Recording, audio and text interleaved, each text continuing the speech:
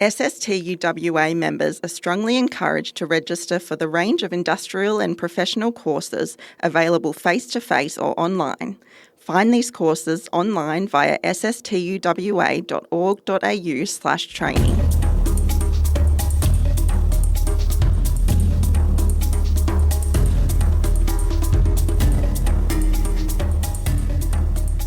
Hello and welcome to Western Teacher Live, the podcast of the State School Teachers Union of Western Australia.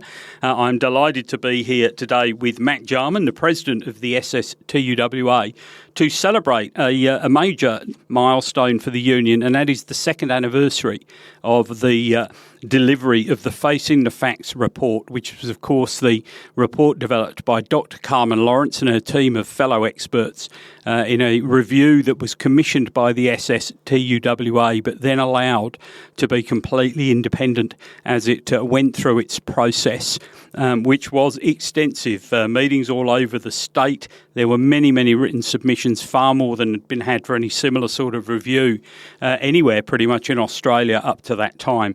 And the subsequent report, Facing the Facts, has become something of a blueprint for people who are looking at reforming public education in Western Australia. Matt, when you talk about it like that, Facing the Facts seems the most obvious thing in the world to have done, but it wasn't quite that simple, was it, when it was being thought about?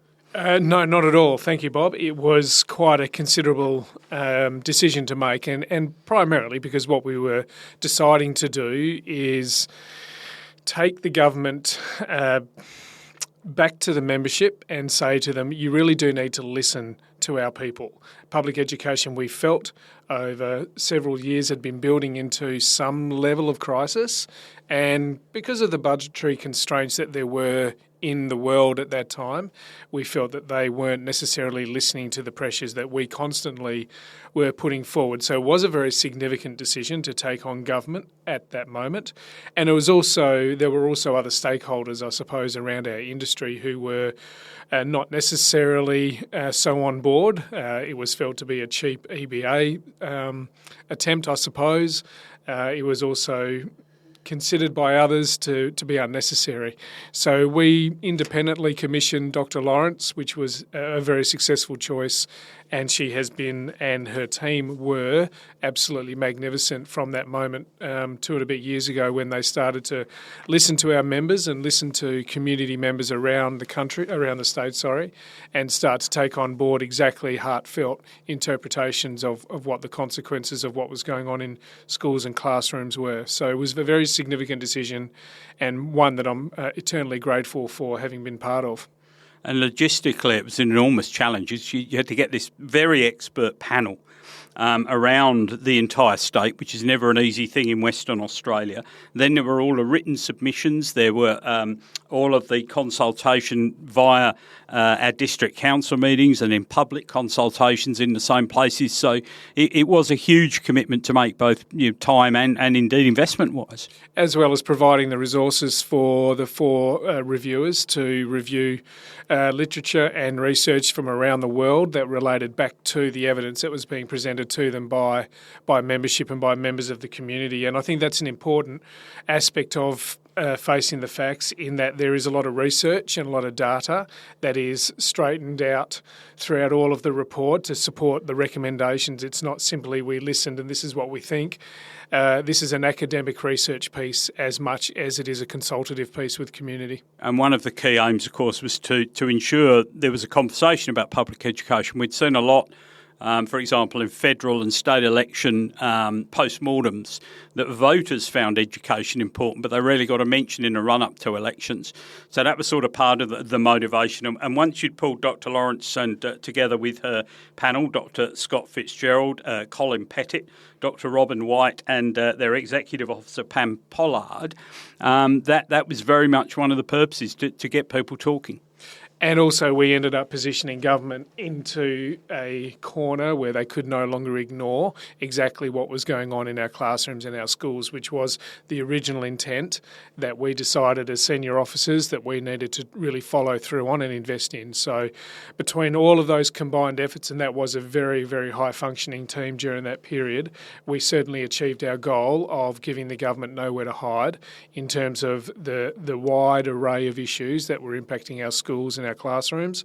And as a consequence of that, we ended up with 46 recommendations that are very broad. They cover a lot. They cover national as well as funding, as well as student related. But it really positioned the SSTU to be able to argue with government that you really need to fix all of these issues and you need to do so urgently. Well, 46 recommendations, as you mentioned, and one of the parts of the commission for the group was that we want workable solutions, not just complaints. So let's have a little look. We won't look at every single one. We just simply wouldn't have time. But probably the first one, and very sensibly, improving student outcomes should be the principal and explicit objective of any changes to education policy and practice.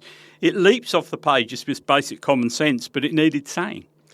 It did. We were writing this report, or we received this report against the backdrop of IPS, a really confused state of operation that still to this day remains a little bit confused as to what exactly is an autonomous school within the public education system. But we know that the Director General is redressing that through other strategic planning, which comes to one of the other recommendations. But what we wanted to see reminded to government was simply that teaching and learning is at the very, very core of what we are about, who we are and what we do. And that I suppose leads itself into a couple of the others with the way structural changes needed to improve, that they needed to be reviewed, that priorities about decision making and expenditure should be explained to people and made sure they were adhered to, and that the annual reviews of individual schools were also important in a manner that didn't drag teachers into yet much more red tape. And then that led along to some of the key structural changes that the panel looked at and recommended. And they covered that a bit in recommendation 5, where they were talking about the structural changes needed to improve the function of the school system, and a thorough independent review of the independent public school system should be undertaken, as you referred to. And 2 or 3 things have come out of that as a result of the following general agreement. So what were they and how are they helping? Well, I guess at the time when we received the report from Dr. Lawrence, we had no idea that within a 2-year period there would be a couple of other reports reinforcing exactly what was in Facing the Facts.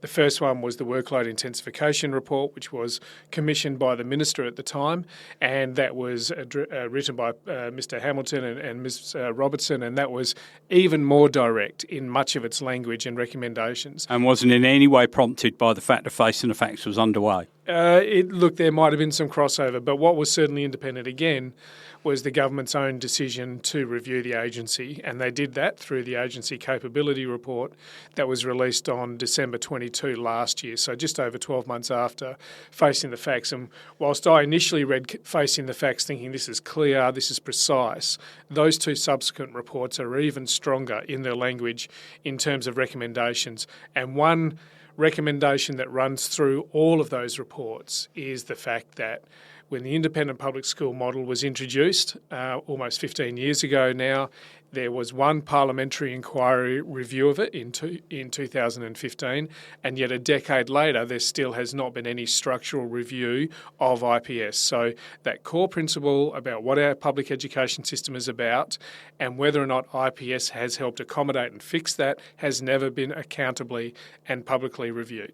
And as we were talking about, a couple of things that have emerged from that whole process, including the general agreement negotiations that were undertaken in the wake, or indeed at times parallel to Facing the Facts. So a couple of those areas, the metro to regional secondments, growing leaders in country schools, offering people the opportunity to try being a principal in a country school, and the Level 3.3 Classroom Teacher Initiative are pretty much direct results of Facing the Facts. And I think that's one of the important things, isn't it, about this report?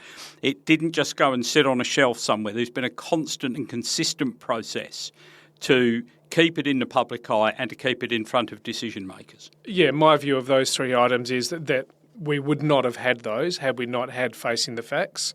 But what we do have is those EBA outcomes because government was listening. We forced them to listen. That was the intent of one of the intentions of Facing the Facts. They did, and as a consequence of that, conditions and part of the crisis that's been in our public school system has started to see some green shoots. And those green shoots have also been visible, in terms of recommendation 6, where it was the recommendation that support services needed to be redesigned so that they're more accessible and more responsive to local needs, where one of those things of IPS was it's all sort of drifted back to metro area in particular, let's be blunt, and out in the regions it's much harder to access the support you need. Are you seeing some movement in those areas as well? I'm seeing greater interest around achieving recommendation 6 about redesigning support services back to school. We're not seeing any fluid investment, and we're not certainly seeing any placement at the moment, but we can see that we have overcome that initial challenge of political will and understanding, and we have to attribute that back to Facing the Facts.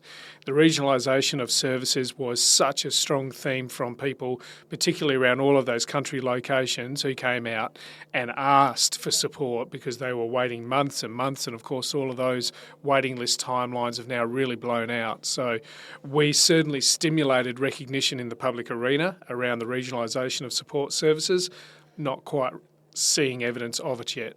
And in terms of that as well, you had this quite a grassroots desire to see more community cross support. So even on school campuses, but certainly in the areas of school campuses where you could have cross portfolio services available to assist, particularly with children who need extra help.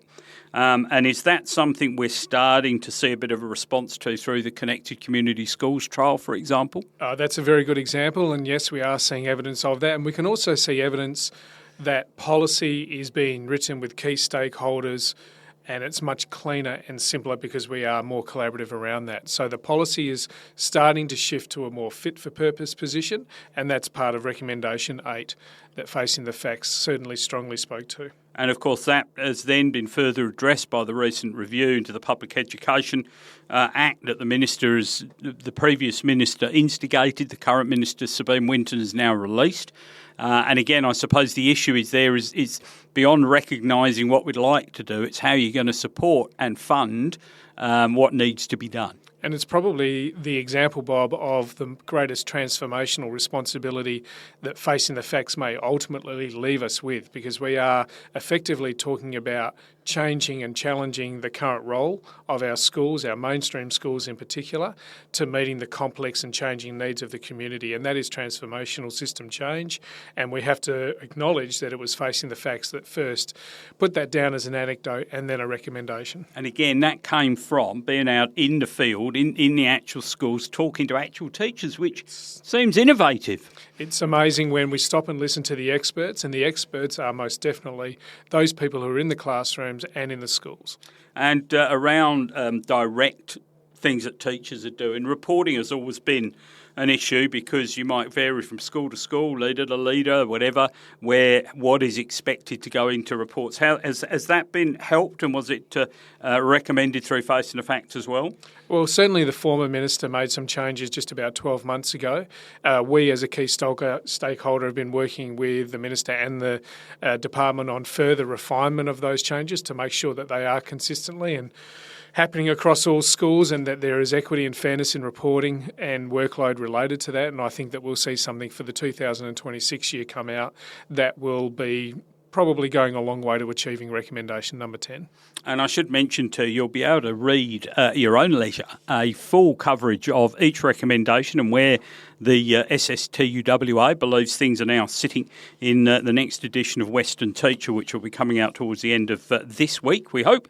And that's got a full recommendation by recommendation report on how Facing the Facts has delivered and what it has achieved thus far.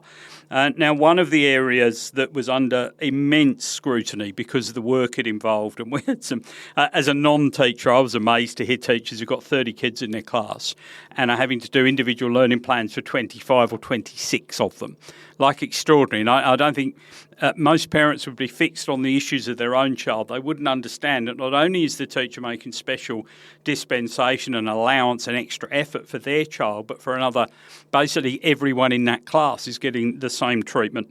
So one of the recommendations was about the criteria for documented plans and what they were intended to achieve and how you could manage them better. And that's an area where there has been some movement by government. And some significant movement. I'll never forget the teacher, regionally based, who had 32 year fives. She described perfectly how she had 27 children. She had to have 27 children in her class on individual education plans. IEPs had simply grown out of control. There was no system oversight. The workload, the demand was placing an enormous pressure on class-based staff. And second to that, we also found a significant number of our members reporting that they were also organising meetings with therapists and specialists and taking minutes and sending correspondence, doing an enormous amount of other uncontrollable levels of work. So when we went into facing the facts, this was possibly that area that we hoped might get listened to and might get some recommendations around it. And as a consequence, I can see some real significant shift in the consistent standards that are now expected. This is a very difficult issue to prosecute because there's now a lot more community and stakeholder engagement in the practice of our classrooms, not necessarily always a good thing. But we are now starting to get to a cleaner, more agreeable position on documented plans, who should not, and who should be involved and what sort of support should be coming as a consequence. But keeping in mind, here in WA, we have the largest class sizes in the country, and this government seems to have a perverse addiction to maintaining that. So until such time that we have reduced class sizes, the complete flow-on of the workload that comes with documented plans won't necessarily be achieved, and I fear we'll continue to lose teachers until we get to that state. And of course, the moment with the new findings around disability and making education more inclusive, that's going to grow, presumably, because you want to have as many children as possible who have that access to public education, but you can't do it without people and you can't do it without funding, which brings us, quite conveniently, to recommendation 17, 18, 19, really, I suppose all of them right through to 22, where we start to talk about funding.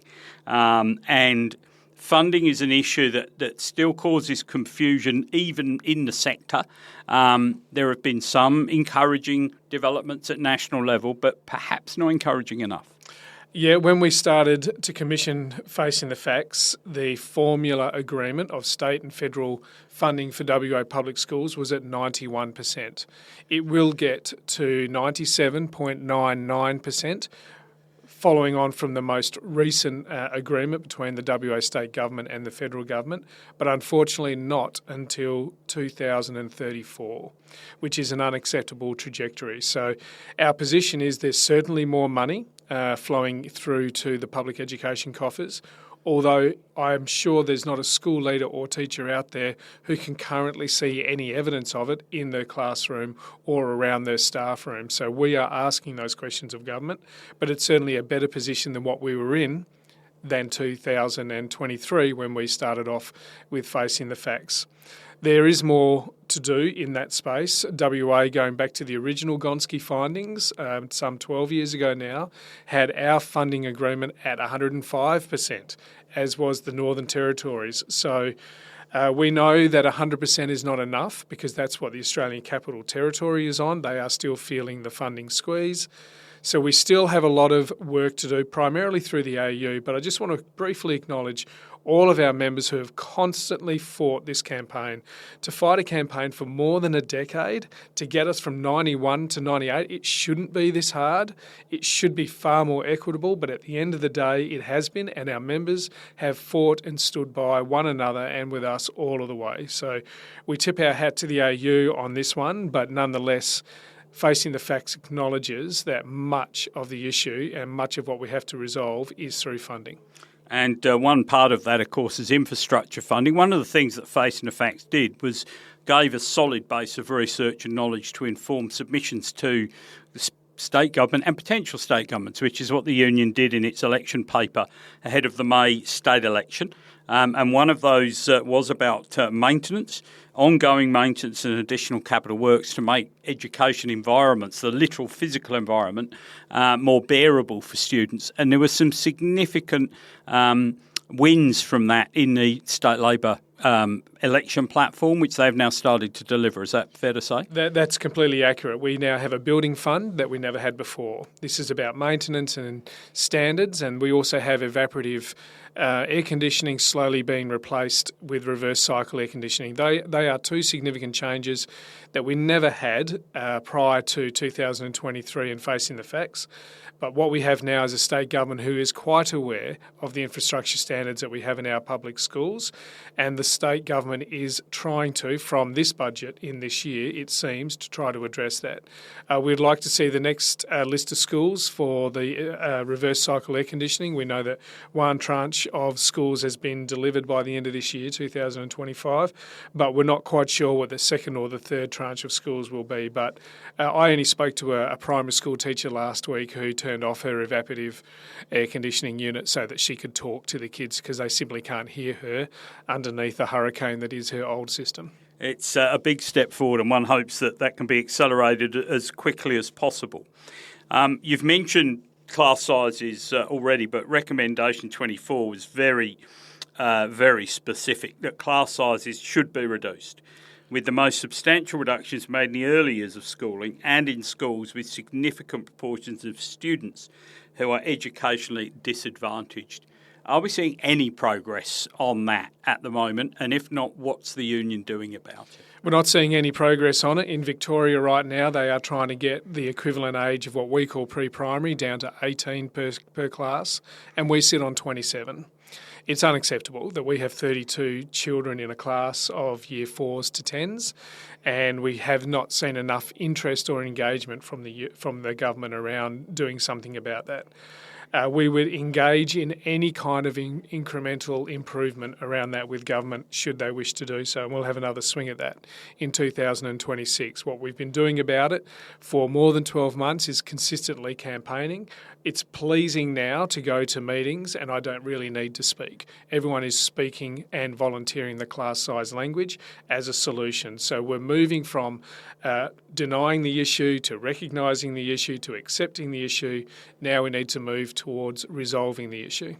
Another recommendation in a slightly similar vein, but was about ensuring universal access to affordable, quality early learning opportunities. How much will the trial of free full-time kindy starting in 2026 address that? And is there a flip side in terms of the extra demands it will make on infrastructure and people? All of that will be uncovered by the trial. It's been promising. The commencement and our key stakeholder position that we have with government, it's been very transparent with us. And I also see a key outcome which has been wandering around in the dark for a long time, a clear position from government around play-based learning and where play-based education fits. So we anticipate that the Minister's kindergarten trial, and it's actually been run through the Department of Premier and Cabinet, so I'm not quite sure about that relationship, but nonetheless we are there. We've got to deliver an election promise. We're there as a key stakeholder, and so far there's been a great deal of transparency, and we look forward to how that goes, because at the end of the day those pillar issues needed to be addressed. They were denied for a long time.